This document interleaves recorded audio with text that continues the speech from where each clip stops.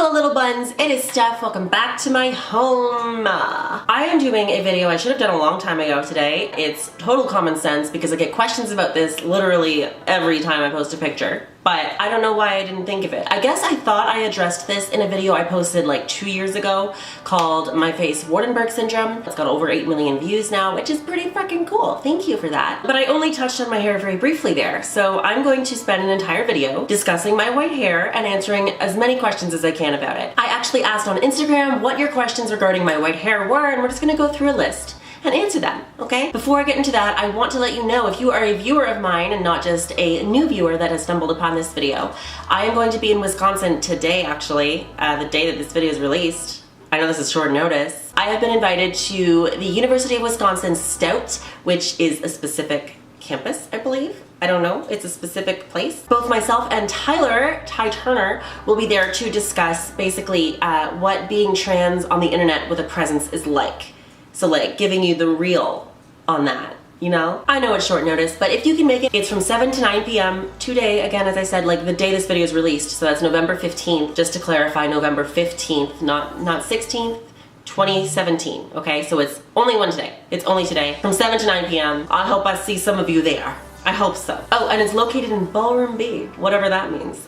It's gonna be cool. Anyway, let's get started. The most common question I get is, how do I get my hair that white? Or how did you get your hair that white? Or why do you have white hair? I have had white hair since the literal moment I came out of the womb. I guess before I came out of the womb, I mean, there's gotta be hair on my head before I exit the womb. It's not like it just spontaneously appears. It is from birth, although it was very, very small when I was born. It was literally, it was just one strip. Like it wasn't a full patch that was like round. It was one little line of hair that was white. And when I was born, the doctors weren't sure what it was. They had no idea. So some of them thought it was a brain tumor. And my family was really scared for a little bit. But then they ran some tests. I make it sound like it was very brief, but it was quite a while. And it turns out I have something genetic in my family on my mom's side called Waardenburg Syndrome. I did 2 whole videos on that. I will link them in the description box and in cards. Basically, it affects my hearing, pigmentation in my hair, eyes, and skin, and facial structure. I'm not here to talk about my face though. That's what my face Waardenburg syndrome was about. I'm here to talk about my hair. So it does affect my hair. Basically, the white part of my hair has absolutely no pigment, and oftentimes people with Waardenburg syndrome have premature graying, or in my case, white of the hair. Whitening of the hair? I don't know. My mom, for example, had a full head of white hair by the time she was 30 years old, and I'm really hoping that happens for me. But let's go on to the next question. I've had some questions about the texture of the hair and the quality of it compared to my natural, or I guess it's all my natural hair, but compared to my brown hair. The texture of it is actually softer than my brown hair, which could be because I have never actually processed the hair, whereas my brown hair has undergone many, many, many different adventures. So, I mean, that could be why it's softer. It could very well be more brittle than my other brown hair naturally as it goes from the root. But I can tell you, as of right now, it is much softer and just much more cooperative than my other hair. I will say though that it's naturally straighter than my brown hair. The part of my brown hair that's really processed is straight as well, but the part that grows from the root, the healthier hair, has quite a bit of wave to it. And the white hair has pretty much always been very like flat, which is okay. I don't really have a problem with that, whatever. But it's something that I've noticed. I also received questions about the shape of the white patch and if it grows over time. So it absolutely does get larger every single year. It's such a slow process that I haven't noticed it because, I mean, it's this big after 22 years of life. So, I mean, it's very slow growing. It's not like it went from like, you know, this big to this big in a year. That's a long time. But the shape of it more or less is like a circle right here, right there. It's more a triangle actually because it's very straight along the front and then it kind of tapers back and disappears into the rest of the hairline. And I think it's very convenient. You know, I mean, if it was on the back of my head here, it wouldn't be as fun to style or it wouldn't be as much of a statement. It would be kind of like this awkward thing in the back of my head. That's not to say if you have that you should feel awkward about it. It's just, I feel like I'm really happy and grateful that my spot is in such an interesting spot, I guess. Does that make sense? Yeah. I also received questions about whether or not I have to maintain the brightness of the hair or whether or not it yellows. Like maybe elderly people, their hair can yellow over time, and so they use like purple shampoos and things, and especially if you've bleached your hair, you pretty much have to use toners and purple shampoos and all those things to help maintain the whiteness of it so it doesn't slip into the yellowing kind of or brassiness. But there is absolutely no brassiness in my hair naturally. It is 100% white. It's not blonde, it's not gray, it is white. No pigment whatsoever, zero. So I do absolutely nothing. I just shampoo it with normal shampoo and conditioner, whatever I'm using at the time. It doesn't yellow, it doesn't change. Sometimes it looks like there's a bit of blonde in the white hair. That's not because I've put it there. That is because my makeup will transfer onto the hair. Like if my hair is down and the white's like this, my foundation will get on the hair just throughout the day. Or if I'm touching up my face with powder, it might get on the hair. I don't add any blonde to the white because I like it being really, really stark in contrast to the rest of my hair. I've always liked that. Well, okay, not always. In terms of dyeing the hair, it doesn't hold color as well as the rest of my hair does. If I were to bleach it, it would. It would definitely hold color just like any other hair if I bleached the white, because it would open, you know, it would open the whatever. I don't remember the terminology. It's been so long since I've had a color in my hair, but in its natural state, it absolutely does not hold color as well. It does stain it, so it's not gonna fade completely out to white, but it does not stay dark or saturated at all. It fades to a very, very fair pastel color, or if it is like a brown going on top, it fades to a grayish color. I've been asked if when I wash my hair, and for example, if I just had my brown revitalized with some, you know, chocolate tones or something, if that bleeds into the white when I wash it, and the answer is no. I guess because the bleeding dye isn't strong enough of a pigment for it to hold onto the totally unbleached hair. I'm guessing that's why, but I don't have any problem with bleeding. Another question was, did you ever go full white? Have you ever tried to go full white with your hair? And the answer is yes. I will show you a picture somewhere in here of when I tried to go full white in high school, and the result was just really fried Andy Warhol style platinum. It didn't look white. And I think it's really hard to get hair to look white next to actual white hair. If I didn't have any natural white hair and I bleached it all and toned it, that platinum might have looked white, but because I had white hair, it just never looked white because it's just not possible to strip the pigment 100% from such dark hair naturally. You can never bleach it enough to get it to full white. It's just not gonna happen. Unless you're adding temporary like white color on top, like a white hairspray or like white powders. But just bleaching and toning, I don't think you're ever gonna get a white like this. You might get like a lavendery white or a very, very close to white platinum, but it's never gonna be just straight up white, unfortunately. I'm so sorry. Somebody asked if I'm going to miss the white patch when my whole head is white hair, and the answer is no. I in fact wish that my whole head would go white faster because I think, you know, youthful looking people with full white hair just look so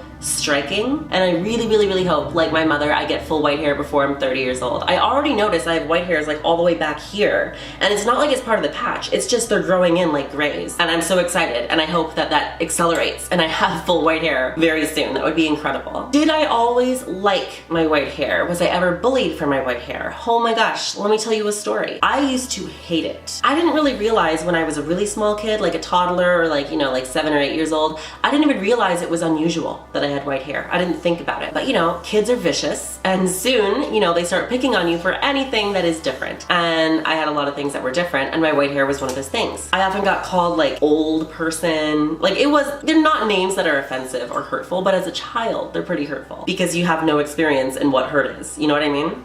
Just think. It's so I don't know. So when I was about 10 or 11, I think, I begged and pleaded with my parents to dye my hair all black. I dyed it full black, and people were like nice to me after that, which is disgusting, but whatever. They were kids. Adults typically would not be like that, but these children were nicer to me after I got rid of my white hair, which is, you know, wow. Okay, but eventually there were other things that I couldn't control at all that I was getting picked on for, like my femininity or my acne, and I eventually was like, okay, well, fuck it. I'm just gonna let my hair be white because I think it's kind of interesting, and I have fallen in love with it, and I have no desire to color it whatsoever. I want it to stay white. I love it. Some people ask me, you know, why I'm not taking advantage of the opportunity to have any color I want. I think it's much rarer to have the opportunity to have pure white hair without bleaching and toning and making it look like almost white. And I'm taking that opportunity instead because I think that's way cooler. Have I ever met another person with a white patch? Yes, I have. Not many people. In fact, I can count on one hand. I think I've met three or four other people with white hair, with white patches. Not any white hair. One of them was a little bun that came to a meet and greet that was amazing. I loved her so much. And then the last one was a director that I did makeup for on like a film shoot when I was like 17 or 18 years old. And I've seen lots of people online with white patches, but in terms of in person, it's very uncommon. It's very infrequent that I see somebody else with natural white hair. And I can tell. I can tell if it's natural. You think I can't. I can tell. And one of the last questions was, do I have any other pigmentation differences in my body? And the answer is yes. Like I mentioned at the beginning of the video, Waardenburg Syndrome affects many things in terms of pigmentation. So my eyes being bright blue is actually them having absolutely no color at all. I don't know what the science is, but I know that it's just basically when your eyes have no color, they reflect blue. I don't know the science. Don't yell at me, I'm just the messenger. That's what I've been told by doctors. So I don't know what to tell you. Beyond that, I also have lots of spots on my skin that are a different color. On the sides of my rib cage, I have darker spots that are kind of like a deep beige, like and it's a nice kind of coffee color, it's nice. And then when I was younger, it was much darker. But on my wrist here, I don't know if you can see it, but there's a darker patch from here to here, basically. And then on this arm, it's my whole hand down to,